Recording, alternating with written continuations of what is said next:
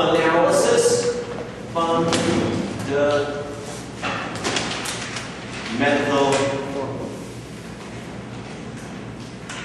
analysis, and this is the second lecture in a series on fundamental analysis. Let's remind very quickly what we did last time. We decided explained the top-down approach to investing. We first look at the global economy. You look at which economies do how and what not in the world. Then you look at the macroeconomy. Then you look at the industry, and then you finally look at the particular company. And this is the approach to selecting securities on the market. So that's the first part. Question? It's the same assignment that we did before. The same assignment that we did before. No, this is just a top-down approach. Is an approach which many investors in the world use to select their stocks. Nothing to do with assignments or anything like that. You first look, is Saudi Arabian economy good to invest in? Is the Dubai economy good to invest in? Is the Singaporean economy good to invest in? Well, if you're going to be investing in Singapore, which industry is a good or booming industry or will likely have very good prospects, all right? And then within that particular industry, for example, in Saudi Arabia, petrochemicals will likely have a good future. Now you got to look at, SABIC, Aramco, blah, blah, blah, to choose and pick within, once you've selected which industry is likely to prosper, you then begin to pick the particular companies. And this is simply the top-down approach. Then in section number 1, we simply covered the global economy as you want to see which countries in the world are doing well and which countries are not doing well. Now, April 18th of 2009 is a very good example. Now, you see some countries that are doing terribly. Last time I mentioned Eastern Europe is a disaster waiting just to happen. So, it will be not a very good idea, if we're going to put no idea to actually invest now in Eastern Europe. It's just about to collapse overall. It's not a good idea to invest in the British economy. It's already gotten into a deep depression. Right now, Japan has been sliding for a while into a major depression, so Japan might not be a good idea. So what you want to do from a macro analysis, so the next one is the macro economy, is to actually see, okay, seeing that Great Britain is in deep trouble, financial, economic, any kind of trouble, you want to see from a macro point of view, when do you expect the business cycle to bottom and the economy to begin to grow again. The early stages of the upturn of the economy we call a revival, economic revival. So, usually the stock market leads the business cycle roughly by about 6 to 9 months. Sometimes it could be just 3 months, sometimes it could be as long as 12 months. So, now the Japanese economy is sliding. You want to see signals for the Japanese economy to be turning up. And if you believe the Japanese economy is soon likely to bottom out and begin an economic revival, that's the time when you want to invest in the market. This is not too different from trying to time the stock market based on macroeconomic fundamentals. So based on macroeconomic fundamentals, if you see that the economy is beginning to peak and will soon might slip into recession, you would be better off selling, because usually as an economy goes into a recession, stock market usually enters a bear market, and as the stock market begins to feel that the economy is just about to recover within the next 6 or 9 months, usually the stock market bottoms out and a new bull market begins. So that was about the global economy. About the domestic economy, let's clarify again. We spoke about GDP. We spoke about inflation. Are you zooming in? Yeah. You gotta zoom in real well, okay? So, the GDP, inflation, unemployment, what else? Government spending and government taxes, okay? Trade deficits, currency, and interest rates. And productivity, yes. So these are the primary macroeconomic variables. GDP, inflation, unemployment, government spending and taxation, which we call fiscal policy, trade deficits, currency, interest rate. Now, what we also want to look at, extremely important, will be M3, which is money supply, no longer reported. Now reported is only M2, but M3, what we call broad money supply. I'll be coming to this later in this course. And monetary policy. Monetary policy. I will be talking a lot more about monetary policy down the road, not exactly at this point. Alright, so inflation, and the last piece which I emphasized last time a lot was sentiment,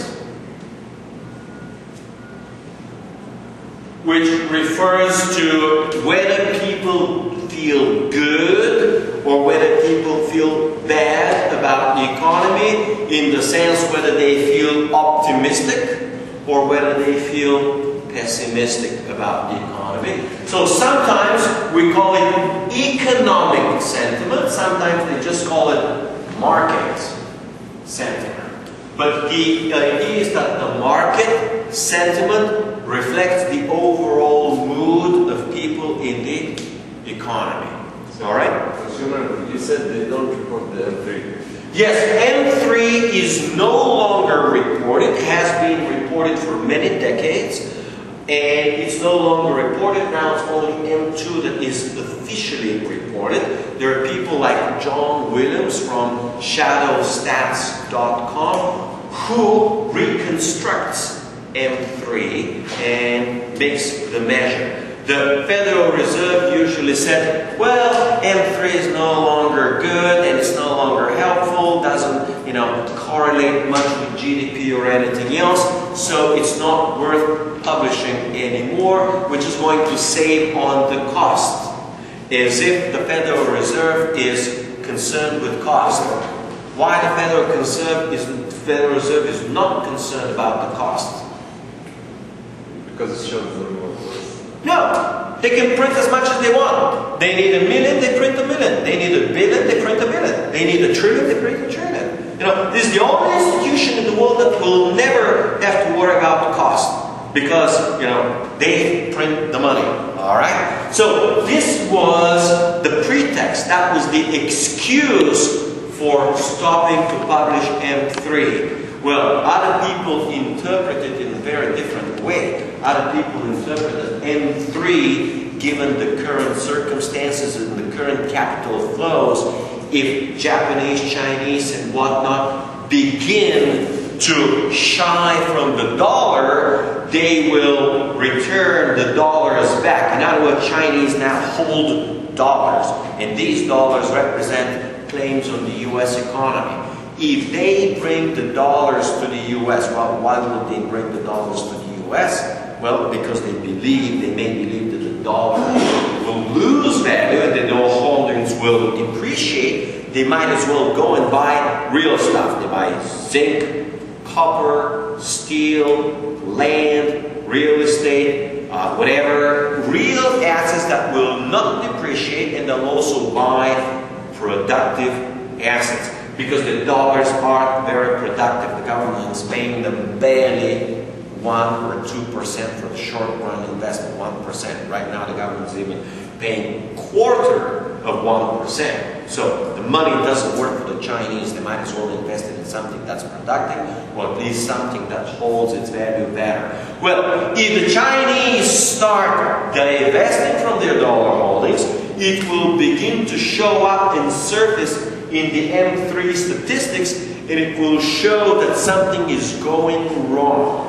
Something is going wrong, all right? So, you'd better not report it, so if something's going wrong, people won't be able to figure it out, all right? Make sense? Let's see. So, the next section is, which I promised to, well, this is where we left off, is interest rates. Did we cover some, or a little, or none last time? Alright, interest rates are extremely important for overall returns. High interest rates simply mean you get your high return on bonds. But high interest rates mean usually that the corporation must pay high interest rates on their borrowings. This means that interest rate is generally considered a cost, an expense of doing business, and therefore high interest rate means that it hurts corporate profits. Question. What do you mean about interest rate? There are different kinds of interest rates. Yes, there are different kinds of interest rate. I will actually, I think this is where it's coming down the road to explain. So, you have, number one will be risk-free. Risk-free interest rate. This is the interest rate which pays on government bonds which are considered default-free. Of course, they're not risk-free. Remember, we said this long time ago. Government bonds are subject to the risk of inflation. They are default-free. The government will likely not default because it always has the option to print the money and pay back the loan, the bond, with freshly printed money. So it doesn't have to default. So the next one will be corporate. These are bonds which corporations use to pay for their expenses and whatnot, to finance themselves in general. And you have what we call from corporate investment grade. Are you zooming a lot? You gotta keep zooming, okay? Yeah, you can't just sit and lie back, relax, alright?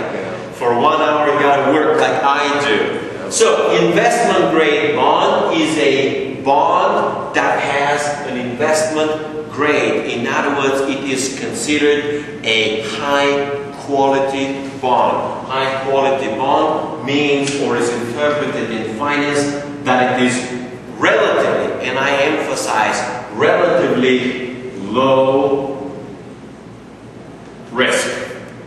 The other investment grade, the opposite, is the high-risk bonds, which in the literature are known as junk bonds. Junk bonds, they do not have investment grade, and they are considered relatively high risk. Now, for the benefits of everyone, the question that your classmate asked before is about risk premium. Risk premium is the percentage interest rate which borrowers must pay in order to induce the investor to take a higher risk.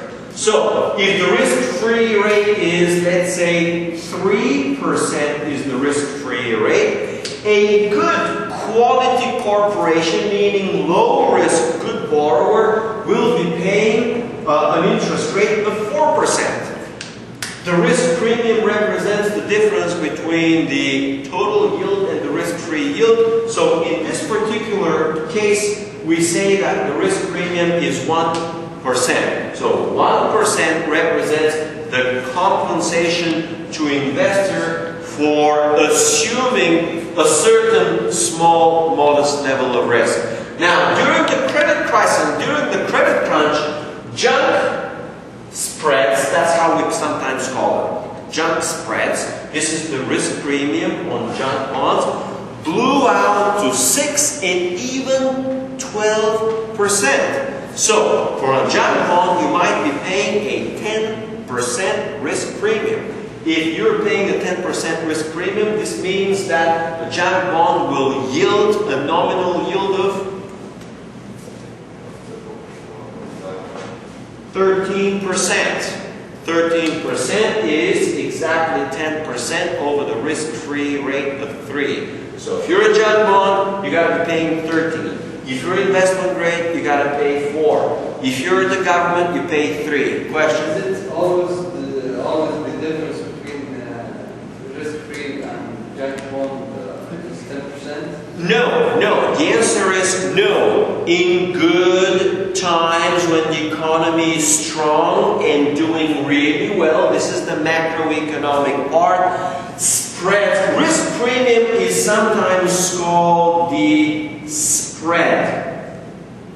And sometimes it's called interest spread. And sometimes it's called interest rate spread. And sometimes they call it risk spread. Usually the government, when the government issue bonds, they don't have the risk premium. Correct. They don't have risk premium simply because they are risk-free, because they can just pay the money.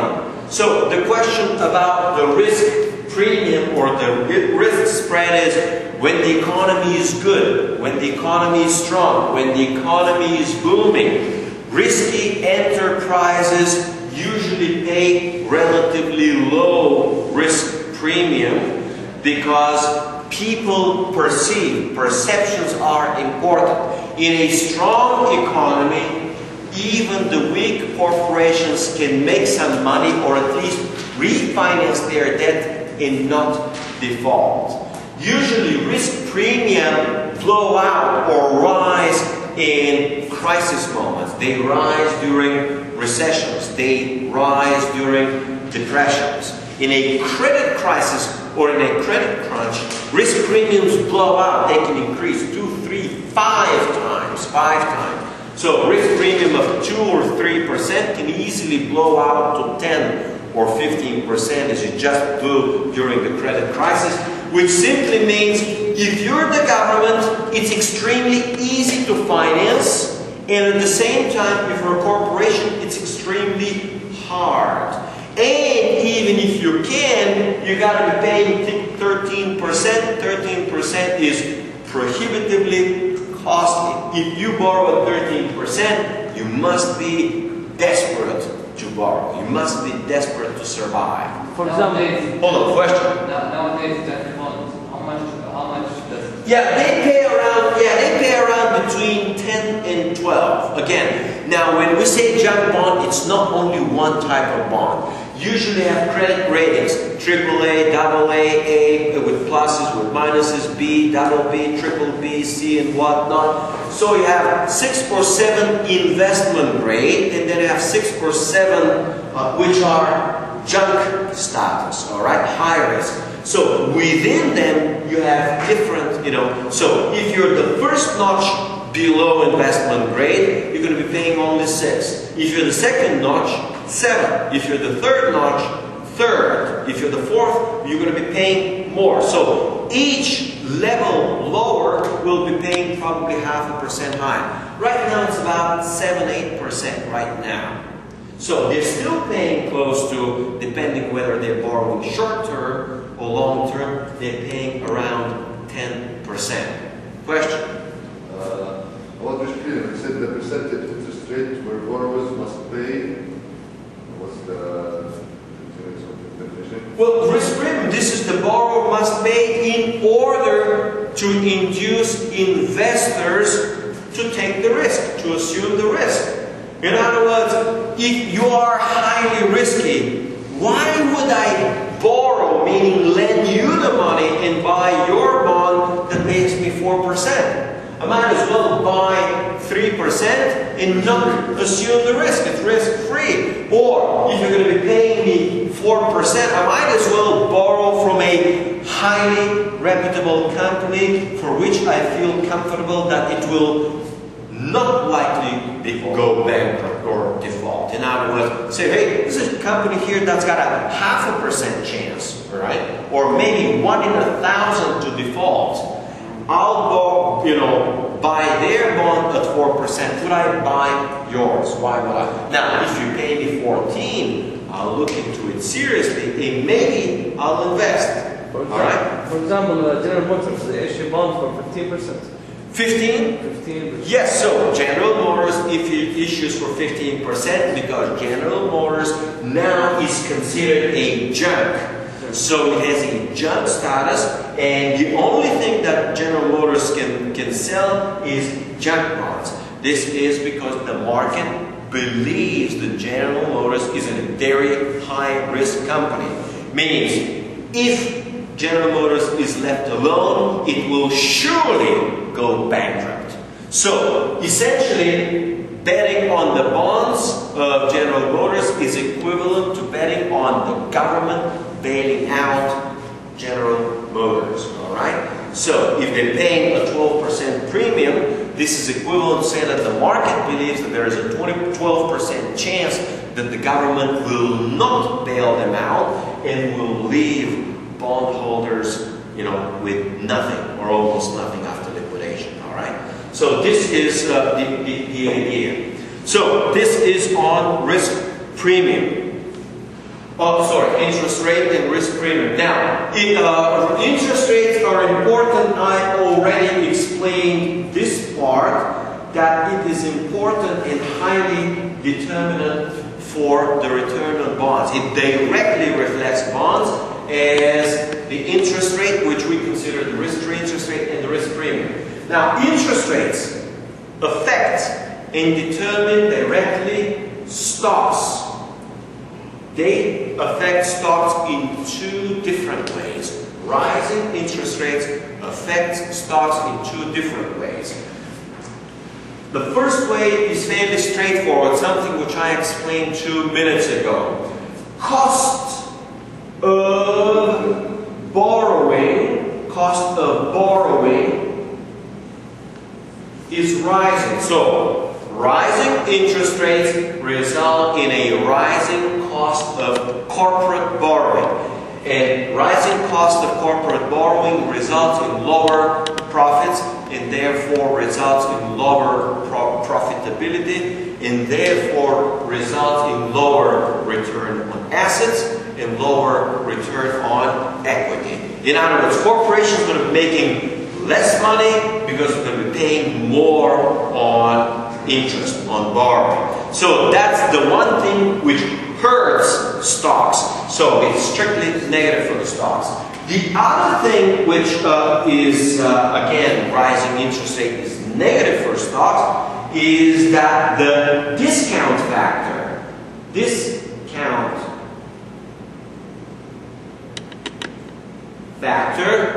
which is the percentage or the required rate of return, which we use in a discounted cash flow formula to compute the present value of earnings, or with a cash flow, the present value of dividends. If you have dividend 1, dividend 2, let's try to do this. Let's write it out. Present value equals, let's say, Future value.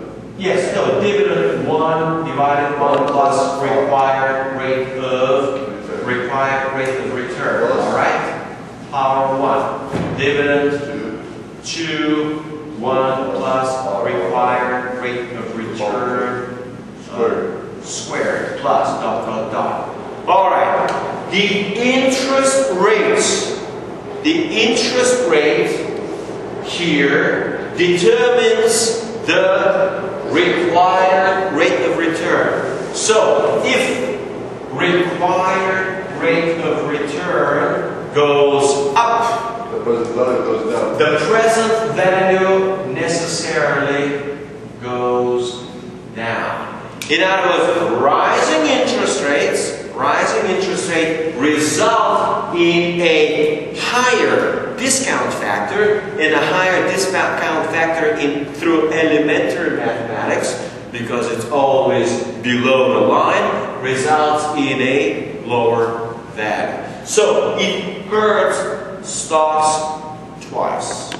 Of course, interest rates may rise simply because there is more demand for borrowing, and there is more demand for borrowing because there is a stronger economy. So, rising interest rates are bad for stocks because they reflect higher cost of borrowing. They are bad because meaning negative, because they rise the discount factor on the future dividends or future earnings, and they are interpreted as good because rising interest rates are interpreted as stronger macro growth. In other words, stronger economic growth results in stronger demand for borrowing, and stronger demand for borrowing is reflected by higher interest rates. Now, let's try to do this because I got a feeling you have not covered this. Required rate of return. Required rate of return, it has two primary components. One is the interest rate, which is the risk-free interest rate. And this is the same interest rate that we discuss here for bonds. And then you have risk premium. In risk premium you have for bonds. You also have risk premium for stocks. And the risk premium for stocks is often called equity premium. Equity premium.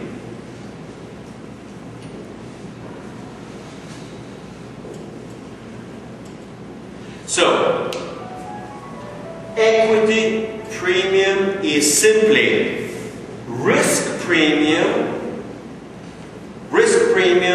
paid to equity investors, to investors in stocks, to compensate them for risk. Alright? Alright, let's see what else we have. So, interest rate. Now, interest rates are extremely important for real estate. Real estate.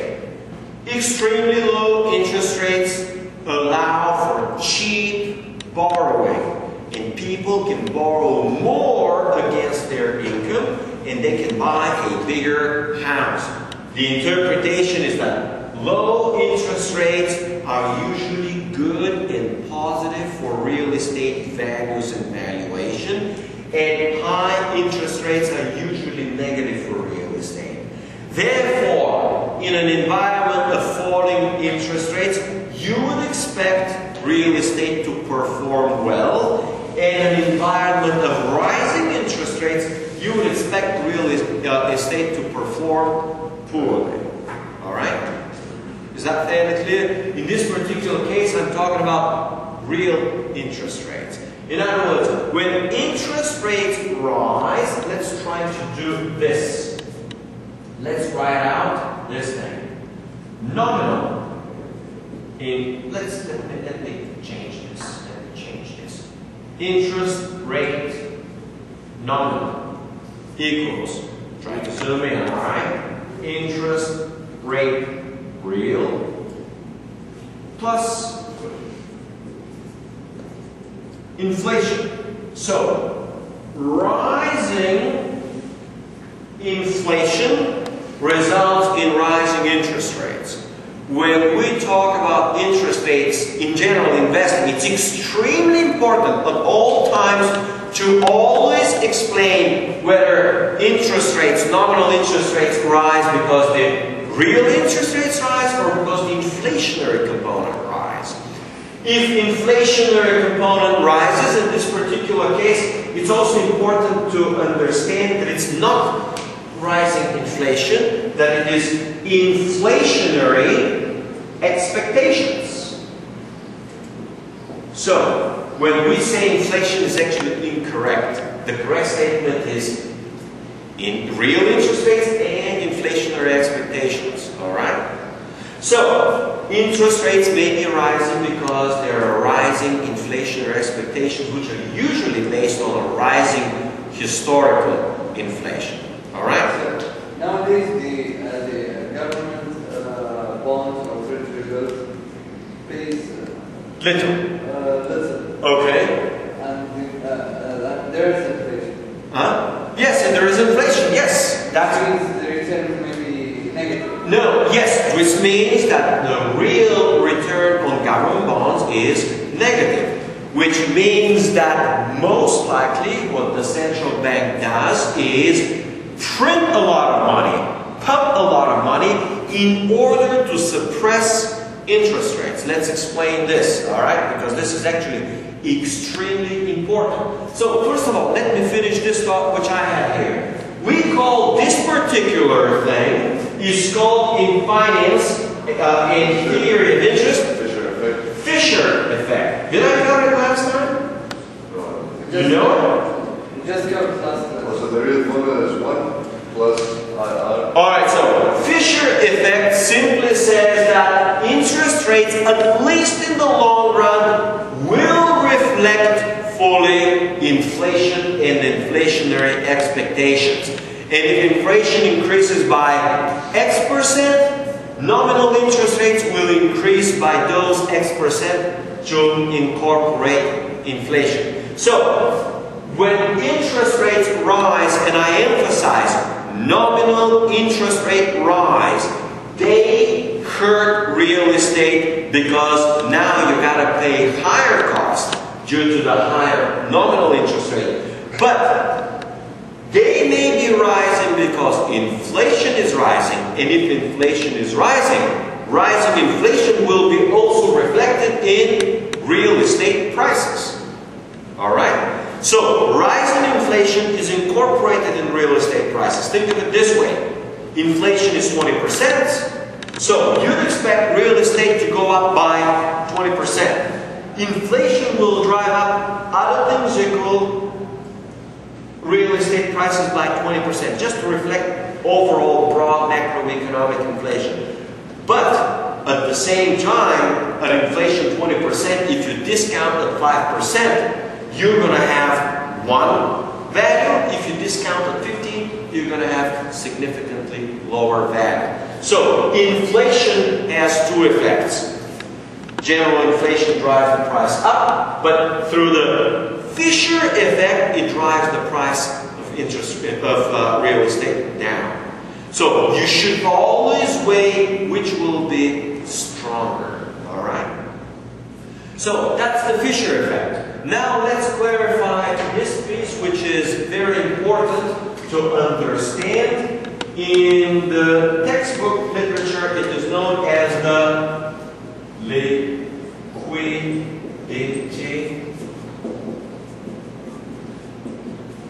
effect.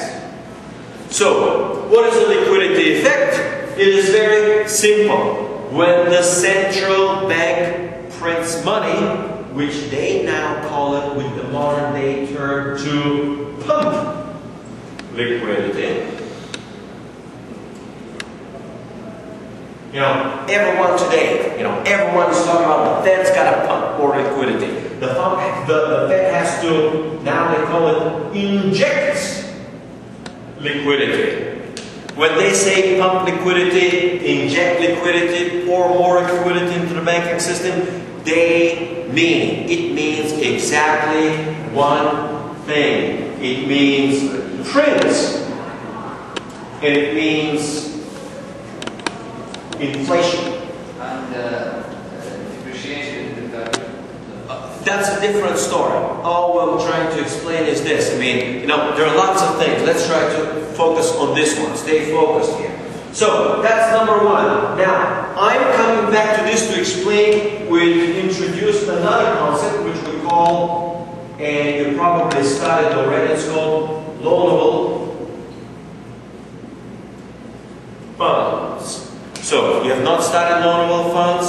Alright, so loanable funds are simply funds which are made available to borrowers for loans. Alright? So, loanable funds have their own, let's call it supply, and they have their own demand. Alright?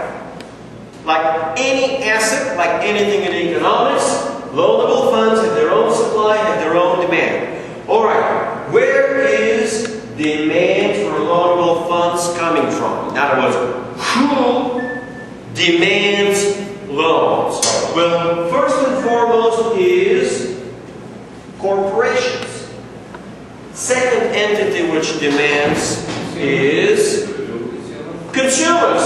We sometimes call them households. They may borrow to buy TVs, they may borrow to buy VCRs, they may borrow to buy furniture. The biggest one are number one, houses. Number two, student loans are significantly bigger. And number three are cars. You borrow $15,000 to buy a car. With $15,000, it cannot last even one semester at a university. You gotta borrow $250,000 to last at a university if you include both tuition and living expenses and rent and all the other stuff. It's gonna take you about $50,000 a year to cover all the costs, all right? Not just the tuition, right? So, corporations, households, and the third one, so we call these auto loans are the third ones. Of course, there is borrowing for consumption like credit cards and whatnot. And the third one is the government. By now, at least in the United States, the biggest borrower. For example, here in Saudi Arabia, the government is a small borrower because income from oil revenues have been flush. Government's been able to pay down significant debt and has relatively small outstanding debt. All right. So these are the entities which demand. Well, who supplies? Who provides the supply? The banks. But the question is, where do the banks get it from? Number one, they get it from savers. These are people who produce but do not purchase, do not consume. So savers will be, some corporations will have extra savings every now and then. They will, put it in the bank for a short while. People will have some bank. Now, out here, you got to understand, we're not talking about banks. When we talk about loanable funds, we talk about the economy in general. We're talking about the financial system. In general, the process of lending and borrowing is done equally well by investment banks, right? Through bonds, okay? So it is not only pure loans that we're talking about. So, savers, sometimes, occasionally, corporations. And the last one is government is never a saver. You gotta tell me there's a government in the world that actually does not have deficits and doesn't have debts, right? Even the richest governments have a lot of debts. But the central bank provides supply. Now, what is important to understand is central banks never provide a genuine savings. There are no real economic resources behind funds provided by the central bank for lending, because the central bank has not produced anything. Nobody saved anything. All the central bank did is print the funds and offer them on the market, all right? So what the central bank does is these come from printing and inflation. This is the job of Bank, right? So, loanable funds, huge supply right now is pretty much coming from printing and inflation. So, the central bank is printing money. Sorry. We got a lecture, sorry. You got a class in here? Yeah. 12. English? Yeah. English. Are you scheduled for 12 in here? Right, so what it simply means is that when the government meaning the central bank prints huge amount of money and offers them on the market. It offers them on the loanable funds market, so the supply of loanable funds increases. Now, central bank prints 1 trillion, offers it for borrowing for 1 or 2%. Supply of loanable funds increases, and when the supply of loanable funds increases, the interest rate on those loanable funds goes down. All right? So, loanable funds have supply and demand, and when supply, let's try to do this. Supply for loanable funds, you also have demand for loanable funds, and this here is loanable funds. And loanable funds, like any economic resource, have a price. And the price of loanable funds is interest rate that you pay to borrow those funds. So, when the government prints money through pure inflation, or now currently monetization, they shift the supply of loanable funds to the right. And when they shift the supply to the right, they effectively reduce the interest rate. Now, you gotta understand, the interest rate didn't go down because there were genuine savings. It went down because the money was printed, because the money supply was increased for nothing. Alright, so back to this. What they want is that the government prints a lot of money, meaning the central bank will inject liquidity, and liquidity effect is the lowering of interest rates as a result of the central bank injecting liquidity into the financial system. So, liquidity effect is the effect of central bank injecting liquidity into the financial system on interest rates. So, the liquidity effect pushes interest rates down. So, when the government generates inflation, when the government central bank monetizes, prints money, in other words, expands the monetary base, there are two opposing effects.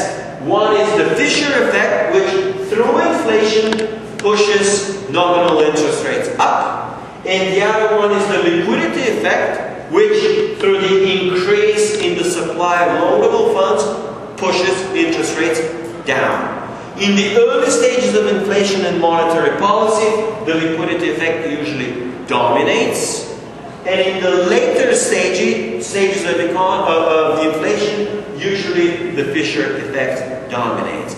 In other words, the central bank in monetary policy attempting to lower interest rate, early on, the liquidity effect will dominate and they will be able to keep interest rates low, but eventually, sooner or later, they can. So back to, let me answer the question of your classmate, because we spent 10 minutes on this, is, yes, the interest rate is negative because so far, the liquidity effect of the central bank pumping trillions of dollars now into the economy has outweighed the inflationary effect. But sooner or later, the inflationary effect will begin to dominate.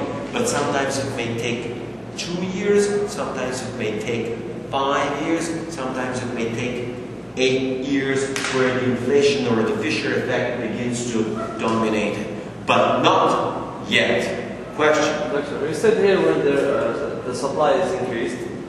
Yes, the supply of loanable fund increases, yes. There will be a decrease in the interest rate. Yes. Okay. So why the demand is going to decrease? Demand is going to increase, very simple. Right now you're charging for interest rate 6%. Okay. You got only so many borrowers. Now, demand did not change. All that changed was quantity demanded at 4%. If you got a 4%, you're be my brother. He's going to say at 6% it's not worth refinancing my house. At 4% he will refinance his house. At 10%, I'm just giving as an example, he will not borrow to buy a new car. But if he's given an opportunity to borrow at 4% to buy a new car, he might borrow. In other words, 4% lower interest rate makes loans cheaper. And a little bit more people will go. So before borrowing will be, let's say, I'm just picking a random number, it's not true. Let's say 150 billion borrowing or loans a month. Now it's going to be $180 billion. So then it will increase with the demand. Yeah, it will increase again, assuming demand did not change, assuming there is no shift in demand. Well, is now shift in demand given the last 3 or 6 months? The answer is certainly. People are scared of it for their jobs. They don't want to borrow against their house or buy a new house and commit for $250,000 or even $50,000 if they may lose their job fairly soon. All right? Unemployment may be going up. You don't want to do this. So in times of uncertainty and overall macroeconomic weakness, demand for borrowing, for loanable funds, both from consumers and corporations, shifts to the left. Demand shifts because corporations being uncertain whether there will be good economy, good profits, whether there will be strong demand for their product or not, they might say, I will not borrow to invest this year. Let me see that the economy strengthens, that the economy stabilizes, that everything's fine, that the consumers will return to my product, and only then I'll invest and I'll proceed cautiously. Alright? So this is on general in terms of liquidity effect and whatnot on real estate. What other asset classes do we have? Next one is currency. Rising interest rates are good for the currency, meaning they strengthen the currency.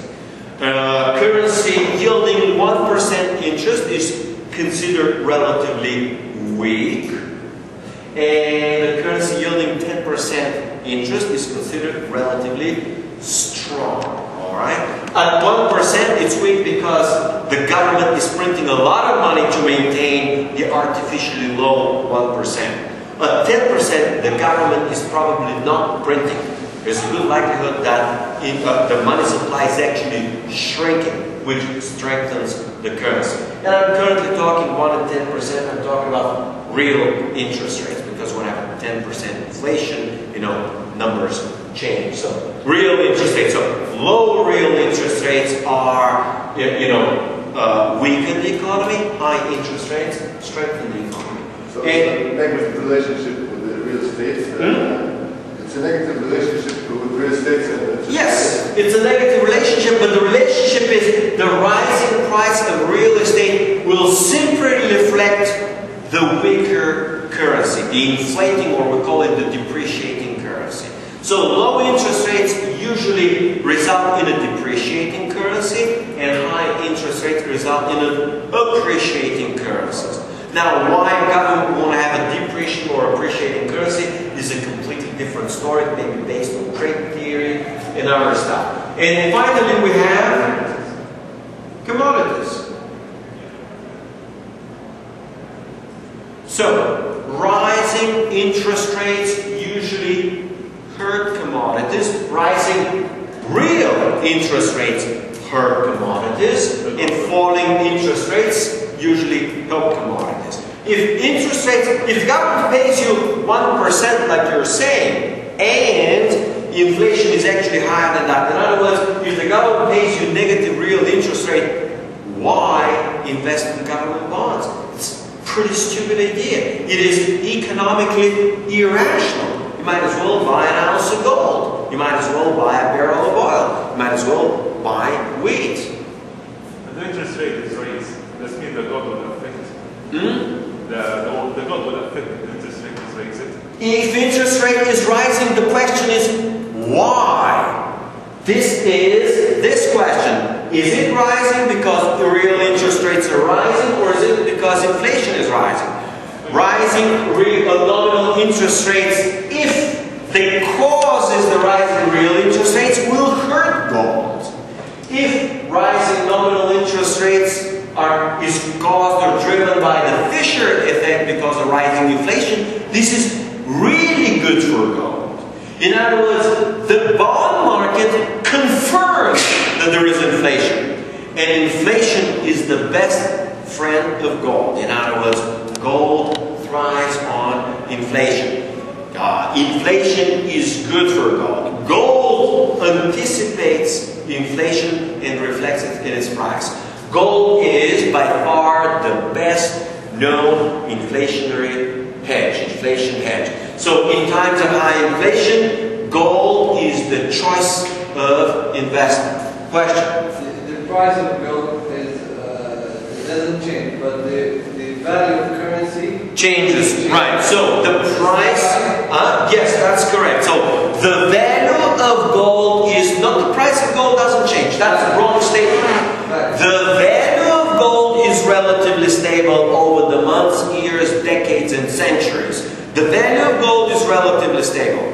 So, if the price of gold fluctuates, this means that either the value of gold is fluctuating up or down, or the value of money is fluctuating up and down. Well, we usually know and understand now that money is significantly less stable in terms of value as opposed to gold. In other words, gold reflects the present and future. It discounts all current and future inflationary expectations. So, minor changes in inflationary expectations, which reflects the strength or weakness of the currency, result in significant fluctuations in the price of gold. Because the price of gold is reflected over here. So, the present value of gold reflects the dividend, which is the income of the currency divided by its discounting. So, when the value of the currency, inflationary expectations change, the required rate of return changes, and therefore the value of gold reflects those changes. So, the price of gold fluctuates not because the value of gold is unstable, but because the value of the currency is fundamentally unstable. Alright? Is that clear? More questions, or do I move on? Alright, so, rising interest rates hurt commodities. Rising interest rates strengthen the currency. Rising interest rates generally hurt real estate. They generally hurt stocks. They generally hurt bonds. So, in society, you always have this pressure, social pressure at all times for the Federal Reserve to artificially lower interest rates. Artificial lowering interest rates and keeping interest rates suppressed works in the interest of all bond investors and stock investors and real estate investors. Everyone benefits from inflation. Alright? So, there is a general tendency in the macroeconomy for the central bank to inflate in order to benefit all investors except for currency holders. I think only the bond is dangerous when you invest. I think bond is only dangerous when you invest in the bond. Is only what? Dangerous. Interest? Dangerous. Dangerous. There is inflation. Well, I don't understand the concept of dangerous means nothing. I never heard it, never studied, don't have a clue what dangerous means. We understand the concept of risk. This is what we deal with. So, yes, it's dangerous, yes, but there's nothing that you think. This is something that everybody in the investment world understands clearly, that inflation hurts bonds the most. So, when you have inflation, in the long run, inflation benefits gold and commodities the most, then inflation benefits real estate next, and then benefits stocks, and the biggest sufferers or losers from inflation in the long run are bondholders and currency holders. So inflation has different effects on different investors and investment classes. Also, the value of real estate is constant and the currency fluctuates. So the answer is yes and no. In a rising inflation, the value of real estate is more or less constant, but the price rises just to reflect that the currency is depreciating. Yeah. But in rising real interest rate, the value of real estate is actually falling because the discount factor is falling. What is the value of real estate? It is the discount of all present and future rent, of all present and future income. So, rising real interest rates hurt fundamentally real estate. So, no one wants to see rising real estate in the economy except for the true, genuine savers. And in a society of debt and borrowers, when there are no savers, there is a general tendency to inflate, no matter what. And everyone is happy with inflation, at least in the short run. All right, let's continue with interest rates, see what else we have. Okay, so the interest rates fundamentals are based on, let's repeat, supply and demand. So these are the fundamentals.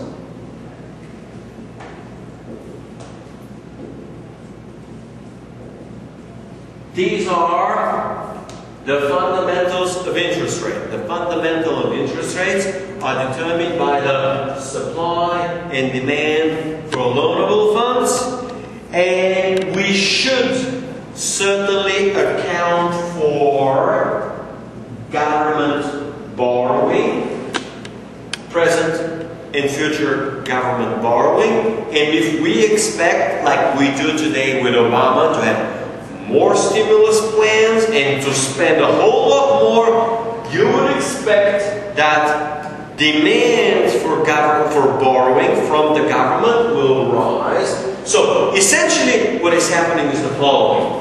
Demand for borrowing from household is falling, shifting to the left. Demand for borrowing from corporation is again shifting to the left. And what the government does is it increases its demand for borrowing in order to compensate for the falling demand from households and corporations in order to maintain the quantity of loans in the system sustained. In other words, they say, we got to get the borrowing going, we got to get the banking system going, you got to get loans going again, you got to get people to borrow. Well, you can't get them to borrow, like, what's the phrase?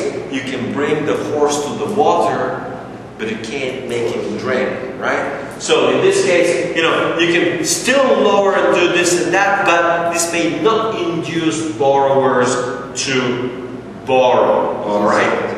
Because of uncertainty. Because of uncertainty or whatever reason. Maybe they're already so deep in debt that even if they're perfectly certain, they don't have the income and the money. Alright, let's introduce a new concept. We call this liquidity trap. So, liquidity trap is a general condition in the economy where lower interest rates do not induce borrowers, let's call them specifically private borrowers, to borrow more and therefore spend or invest more. It's called a liquidity trap. Right now, America is going through, for the last 3-4 months, in the ultimate classic textbook liquidity trap. The Fed has driven interest rates down to 0, and people still aren't borrowing, even if it's 0. Interest rate is 0, corporations are still not borrowing.